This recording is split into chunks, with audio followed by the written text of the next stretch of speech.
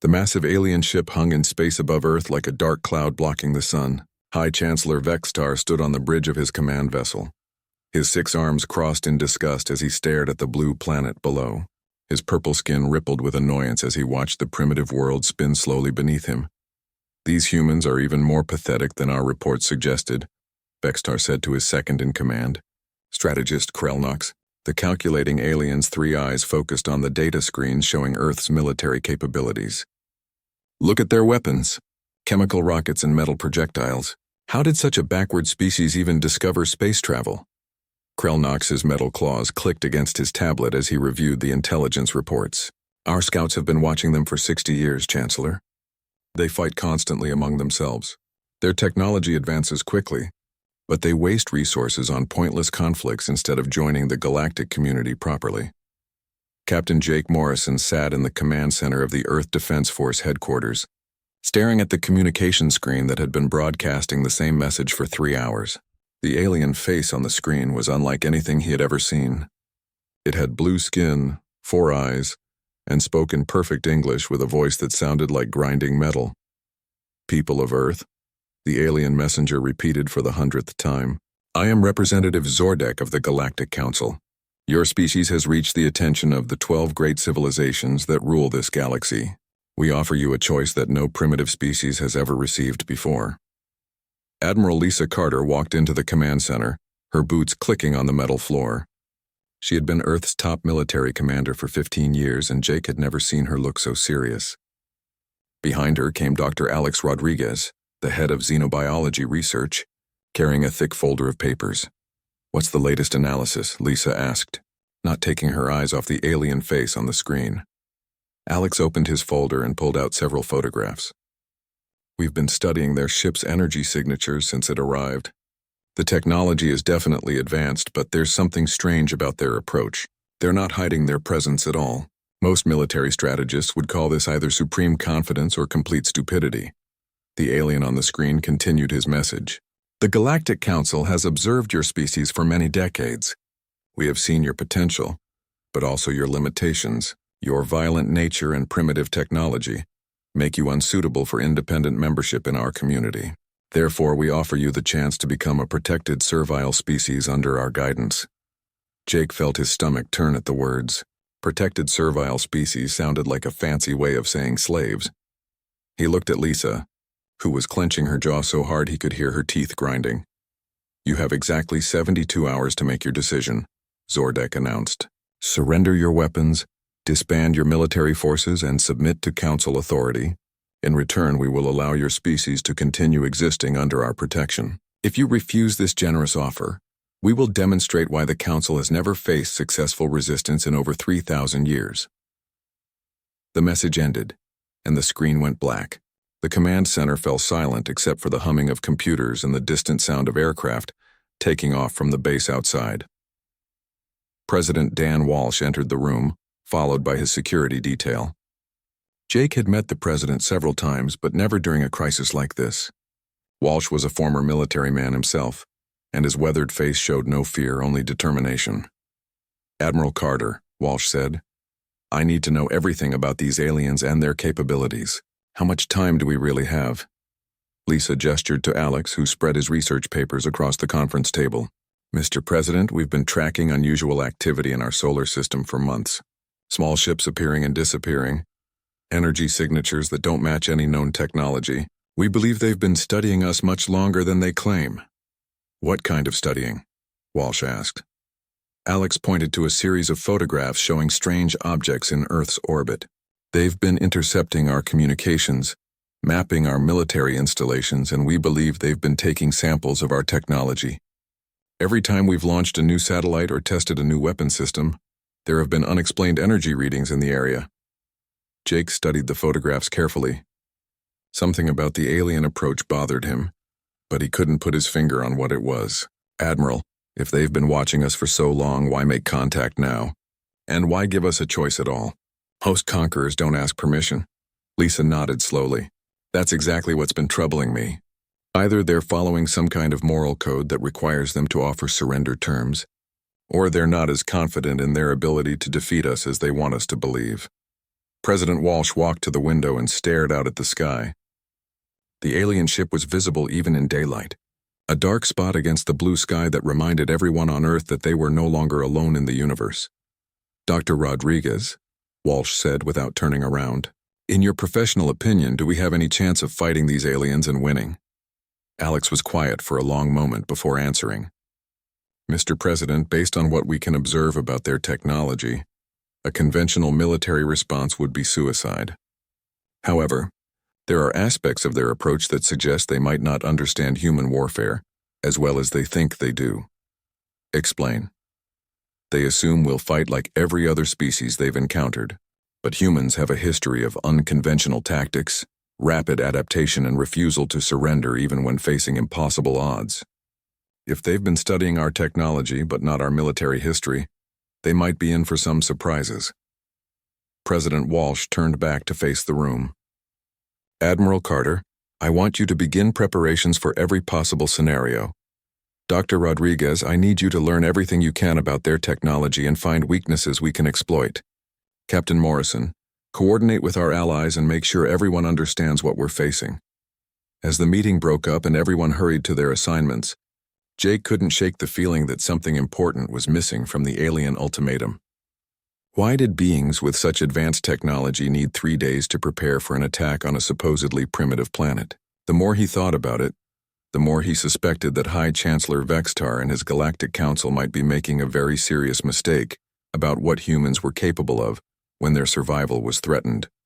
The 72 hours passed like a nightmare that moved too slowly and too quickly at the same time. When President Walsh's response was broadcast to the alien ship, his words were simple and clear. "The people of Earth decline your generous offer. We choose to remain free." Fleet Commander Yexamali received the human response while standing in the war room of his flagship. The insectoid alien's compound eyes glittered with anticipation as he turned to address his subordinates from 3 different species. "Prepare the subjugation fleets. These humans have chosen extinction, so we will give it to them quickly." The Corvani commander's mandibles clicked together in what passed for laughter among his species. "How many ships do we need to crush one primitive planet, Commander? Surely 1 fleet would be sufficient." Yexmali's wings buzzed with annoyance. "The Council has ordered 3 fleets to ensure there are no survivors to spread tales of resistance. The Trilaxian fleet will attack from the north, the Morvani from the south, and we will strike from directly above their largest population centers. Total annihilation should take no more than 6 hours." Lieutenant Colonel Ryan Brooks watched the alien fleets take their positions from the command center of Earth's primary space defense station. The facility had been built inside a hollowed-out asteroid and hidden in Earth's orbit for the past 20 years. Most of Earth's population didn't even know it existed. 3 fleets, just like we predicted. Ryan reported to Admiral Carter over the secure communication channel. "They're moving into attack. Positions exactly where General Stevens said they would." General Paul Stevens had spent his entire career studying alien military tactics based on data gathered from secret encounters that the public knew nothing about. His strategy was risky, but it was also the only plan that gave humanity any chance of survival. Commander Nina Foster coordinated the ground-based operations from a bunker buried 300 feet below the Nevada desert. Around her, dozens of technicians monitored screens showing every major city on Earth. "All urban defense units are in position," she reported. "Major Wilson's teams are ready in New York. Colonel Hughes has Chicago covered, and Captain Turner is standing by in Los Angeles." The first alien attack began at exactly noon, Eastern Standard Time. Yexmali's ships descended through Earth's atmosphere like falling stars, their energy weapons charging up to begin the bombardment. The fleet commander expected to see cities erupting in flames and humans running in panic through the streets. Instead, the cities appeared to be completely empty. "Where are all the humans?" demanded Subcommander Krexta, staring at the vacant streets of New York City through his ship's viewing screen. "Our intelligence reports indicated over 8 million people lived in this area." Yexmali's compound eyes narrowed as he studied the readings from his sensors. "They're underground. The cowards are hiding in tunnels like insects, no matter. Our plasma bombs will penetrate any shelter they could have built." The first wave of bombs fell on Manhattan, creating massive explosions that shattered windows and started fires throughout the empty city. But when the smoke cleared, Yexmali realized something was terribly wrong. The explosions had been much larger than they should have been, and they seemed to be spreading in patterns that made no sense. Major Kate Wilson watched from her command post in the subway tunnels as the alien bombs triggered the demolition charges that her teams had spent months placing throughout the city. Every major building had been rigged to collapse in a specific direction, creating barriers that would channel the alien ground forces into predetermined kill zones. Phase 1 complete, she reported to Commander Foster. The city is now configured for maximum defensive efficiency. All civilian evacuation tunnels are secure, and my teams are moving to attack positions. 3,000 miles away, Colonel Sam Hughes was implementing the same strategy in Chicago. As the alien bombs fell on the empty streets above him, his rapid response teams prepared to emerge from hidden positions throughout the city.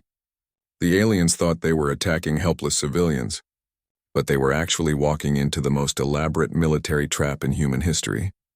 Dr. Helen Davis worked frantically in her laboratory, 500 feet below the Colorado mountains. For 30 years, she had been studying pieces of alien technology recovered from crashed ships that the government had kept secret from the public. Her breakthrough had come just 6 months ago, when she finally understood how alien energy shields functioned. The quantum disruptors are ready, she announced over the communication network.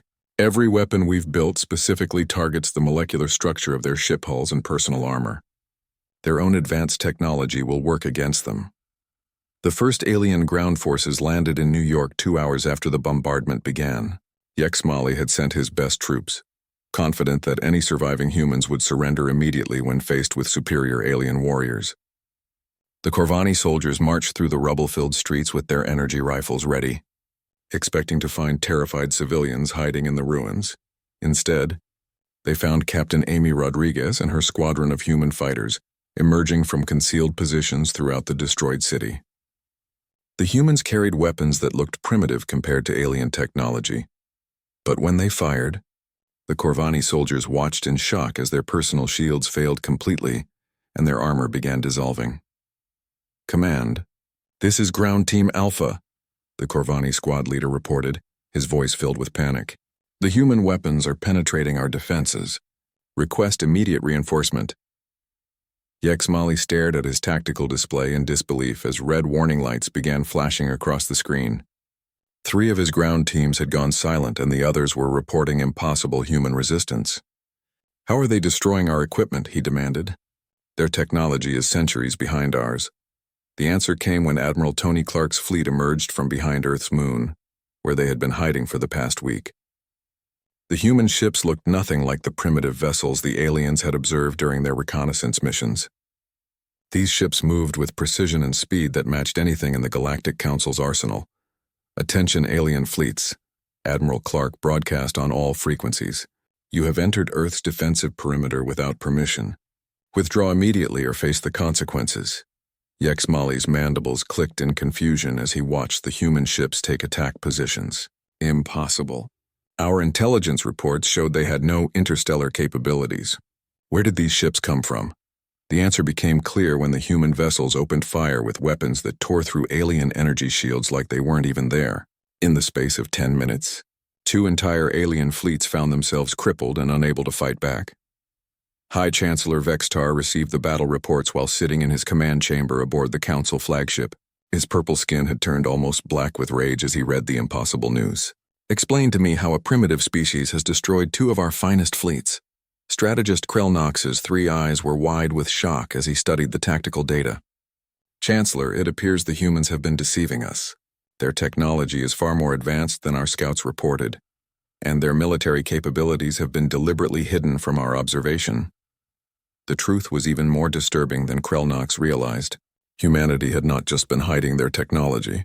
They had been preparing for this exact war for decades, studying every piece of alien equipment they could find, and designing weapons specifically to counter Galactic Council forces. The primitive species the Council had planned to enslave in a few hours had been ready for them long before the first ultimatum was ever delivered. Colonel Jack Turner stood in the entrance to the underground facility that officially didn't exist. The massive doors, disguised as a natural rock formation in the Montana mountains, slid open to reveal corridors that stretched for miles beneath the earth. For 25 years, this facility had been producing weapons designed specifically to fight aliens that most of Earth's population didn't even know existed. "Welcome to Project Blackout," Jack said to the group of military commanders who had been brought here for the first time. "Everything you're about to see has been classified at the highest levels since before some of you were born." Admiral Lisa Carter followed Jack through corridors lined with weapons that looked like science fiction had become reality. Energy rifles that could penetrate any known alien armor, plasma grenades that created localized electromagnetic pulses, and personal shields that could deflect the same energy weapons the aliens used against other species. "How long has this been going on?" Lisa asked, running her hand along the barrel of a weapon that hummed with barely contained energy. Jack's expression was grim as he led them deeper into the facility. "The first alien crash landing happened in 1952. Not the one the conspiracy theorists know about, but a real one. We recovered technology bodies, and most importantly, we recovered their communication logs. We learned that Earth was being watched, studied, and marked for eventual conquest." Captain Amy Rodriguez picked up one of the alien-designed rifles from a weapons rack. The weapon felt perfectly balanced in her hands, and when she looked through the targeting scope, information appeared in her field of vision showing distance, wind speed, and target vulnerability analysis. "Every piece of equipment in this facility has been reverse-engineered from alien technology," Jack explained. "But we didn't just copy their designs. We improved them.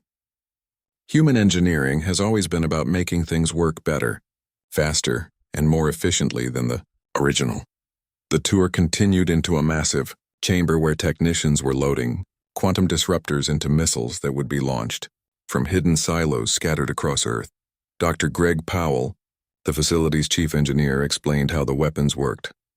"Alien energy shields operate on a specific quantum frequency," Greg said, pointing to a holographic display showing the molecular structure of alien ship hulls. "They're designed to deflect energy weapons and projectiles that use conventional physics. But they have a critical weakness that their designers never anticipated." "What weakness?" Admiral Carter asked. Greg smiled and activated a demonstration. A piece of alien hull material sat on a table, surrounded by an energy field identical to what protected Council ships. When he fired a quantum disruptor at it, the shield not only failed to stop the weapon, it actually amplified the damage. "Their shields are designed to absorb and redirect energy," Greg explained as the alien metal began dissolving. "But quantum disruptors work by disrupting the atomic bonds that hold matter together. When the shield tries to absorb this type of energy, it spreads the disruption effect throughout the entire structure." Meanwhile, in orbit above Earth, the battle continued with results that shocked both sides. Commander Lisa Martinez led a squadron of human fighters against the remaining alien ships, and what she discovered changed everything about how Earth viewed the galactic conflict. "Admiral Clark," Lisa reported over the communication channel, "the aliens are not adapting to our weapons. They're using the same tactics and countermeasures against us that they would use against any other species. It's like they're following a script and don't know how to improvise." This observation revealed something crucial about the Galactic Council's method of conquest. For 3,000 years, they had defeated other species by using overwhelming technological superiority and standardized battle tactics.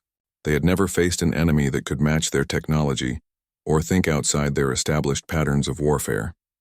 General Karen Lee coordinated the global defense from a command center that monitored every aspect of the battle. As reports came in from around the world, a pattern began to emerge that none of the aliens had anticipated. "Sir," her communications officer reported, "we're receiving messages from human colonies in the Centauri system, the Wolf system, and at least 6 other locations throughout the galaxy. They're requesting permission to begin Phase 2 operations." President Walsh, who had been monitoring the battle from the secure command bunker, felt his heart skip a beat. "Human colonies? What human colonies? We've never established any interstellar settlements." General Lee turned to face the president with an expression that mixed excitement and nervousness. "Mr. President, there are aspects of Earth's space program that have been classified above your security clearance level. For the past 50 years, we've been secretly establishing colonies throughout the galaxy using technology recovered from alien crashes." The revelation was staggering. While the public believed humanity's space program was limited to missions within the solar system, Secret expeditions had been traveling to distant star systems and establishing hidden bases. These colonies had been observing Galactic Council activities and preparing for the day when Earth would need allies in an interstellar war.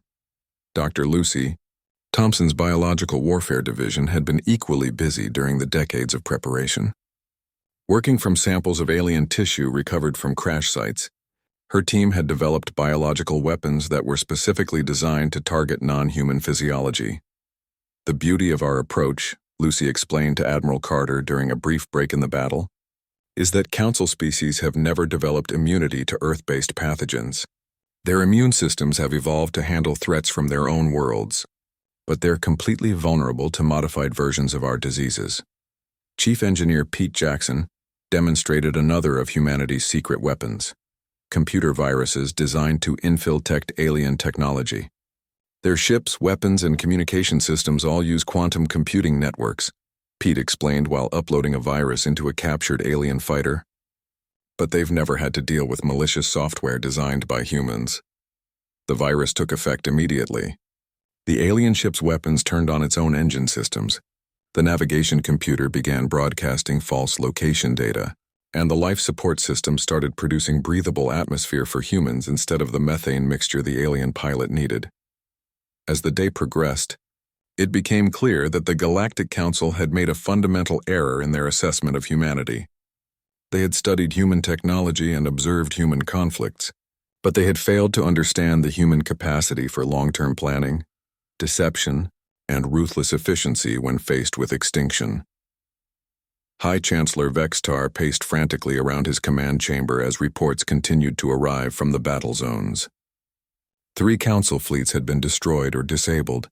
Ground forces were being systematically eliminated by weapons that shouldn't exist, and now his intelligence officers were reporting impossible readings from throughout the galaxy.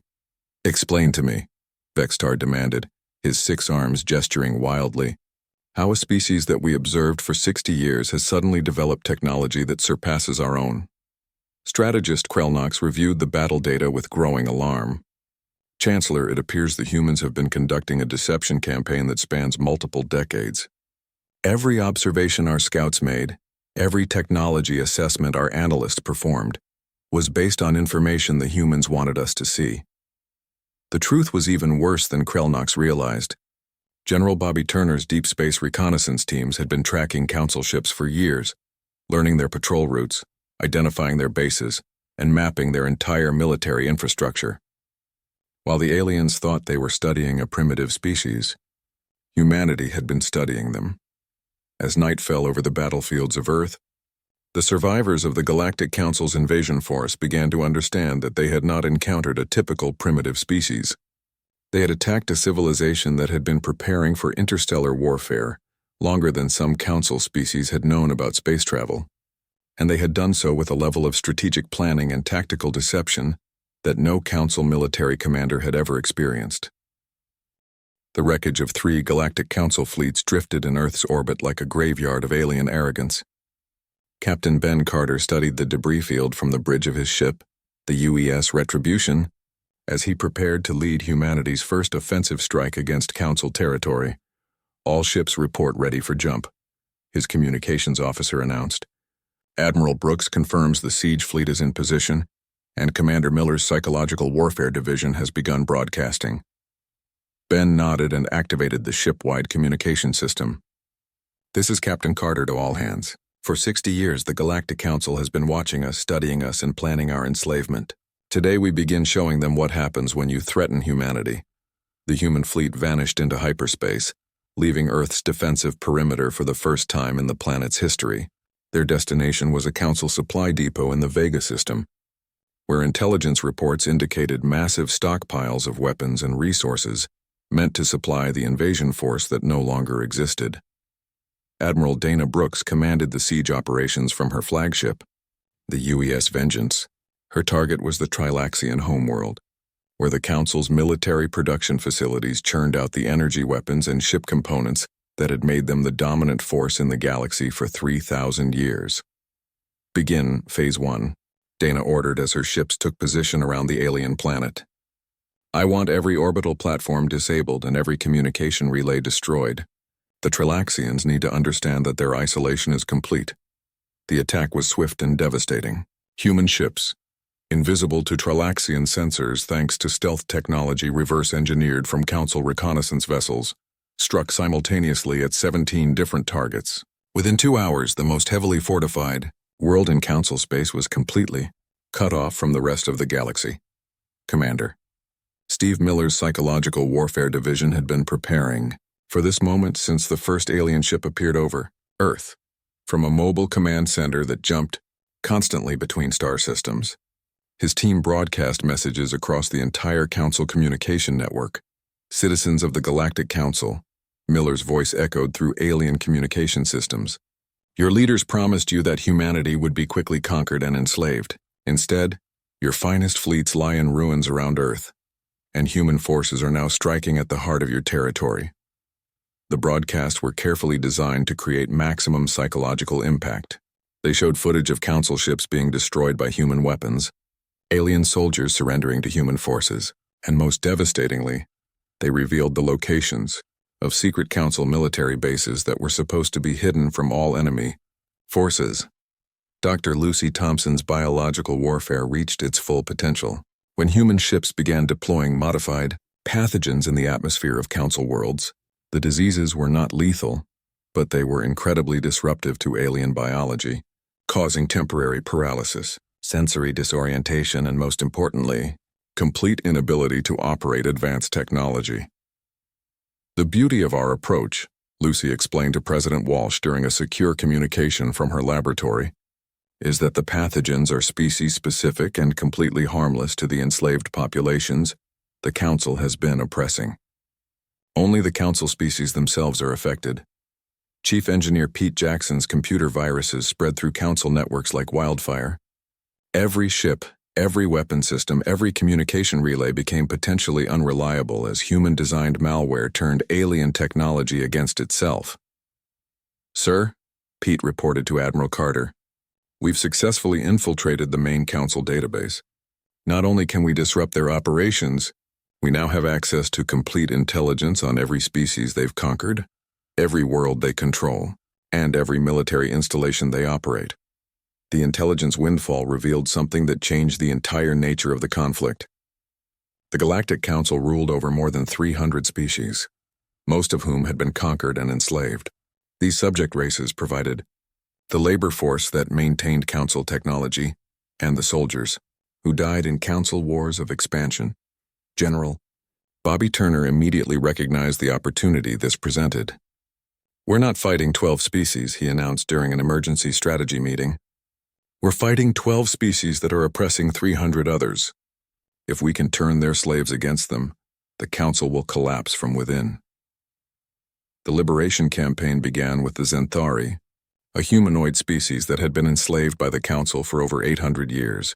Human teams made contact with Xanthari resistance groups and provided them with weapons specifically designed to defeat Council technology. The Council told us that resistance was impossible, said Xanthari leader Kextar, as he received the first shipment of human weapons. They said no species had ever successfully rebelled against their authority, but humans have proven that the Council can be defeated. Similar operations began throughout Council space as human forces made contact with dozens of enslaved species. Each group received weapons, training, and most importantly, proof that the supposedly invincible Galactic Council could be beaten by determined resistance fighters. The psychological effect on Council forces was devastating.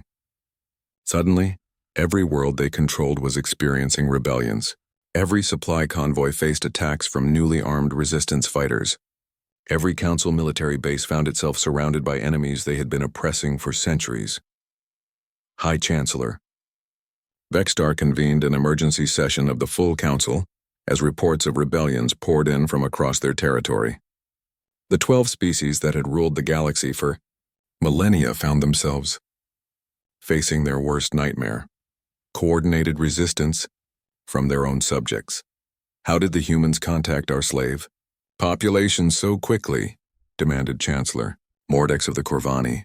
Our intelligence networks detected no human presence in our territory before their attack on Earth. Strategist Krellnox displayed a holographic map showing human activity throughout the galaxy. Chancellor, we have identified at least 47 human installations in Council space. They have been operating undetected for decades, studying our operations and making contact with resistance groups. The revelation was staggering. While the Council thought they were observing a primitive species confined to one star system, humanity had been secretly establishing a network of bases and allies throughout Council territory. The supposed victims had been preparing their own conquest of the galaxy. Fleet Commander Yex Mali, one of the few Council officers to survive the Earth invasion, provided additional disturbing intelligence. The humans fight unlike any species we have encountered, he reported to the Council Assembly. They do not seek to conquer territory or capture resources. Their goal appears to be the complete destruction of Council authority and the liberation of every species we control, Captain. Matt Williams led a human strike force to the Council's primary data storage facility, a massive installation that contained the records of 3,000 years of galactic conquest. The facility was defended by automated systems that had never been defeated, but they had never faced an enemy that understood their programming better than their creators. Target acquired, Matt reported as his team infiltrated the installation using stolen Council access codes. Initiating data extraction and preparing demolition charges. Every record of Council oppression will be broadcast across the galaxy, and then this facility will cease to exist.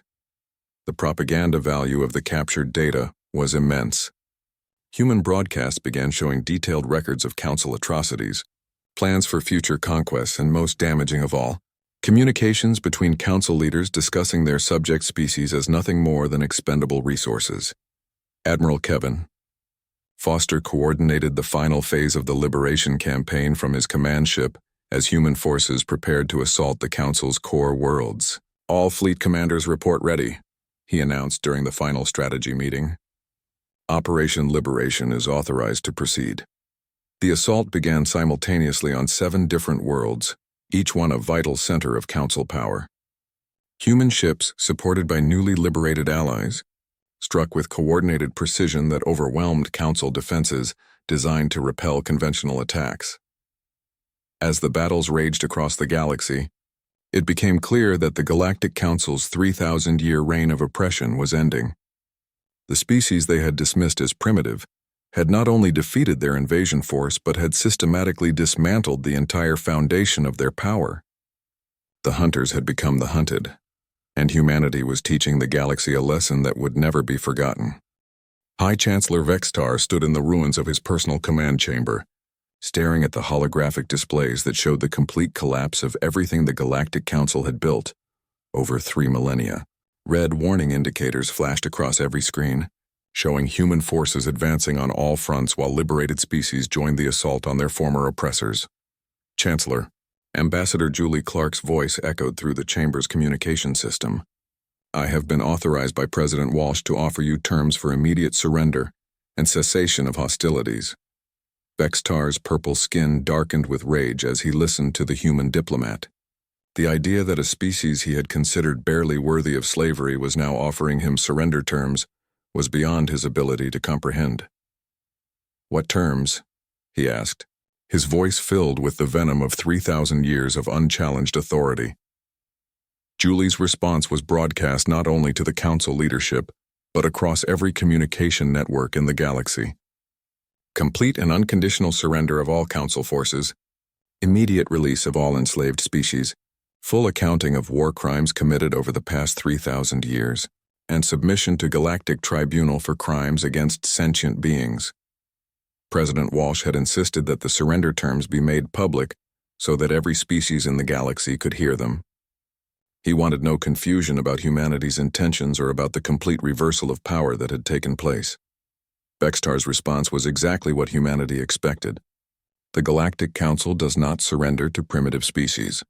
We have ruled this galaxy since before your ancestors discovered fire. We will fight until the last Council ship is destroyed and the last Council world burns. The holographic image of Julie Clark smiled with the same cold precision that had characterized every human action since the war began. Very well, Chancellor. You had your chance for peace. You chose extinction. Admiral Kevin Foster received the authorization for the final assault, while his combined fleets waited at the edge of the Council's home system. Beside human ships flew vessels from dozens of newly liberated species, all of them eager to participate in the destruction of their former masters. All ships, Foster announced over the Fleet Communication Network, commence Operation Final Justice. Remember, we are not here for conquest or revenge. We are here to ensure that the Galactic Council can never again threaten any species with slavery or extinction. Human fleet moved through the Council's home system like a force of nature that could not be stopped. Advanced defensive installations that had protected the system for 1,000 years were destroyed in minutes by weapons they could not detect or resist.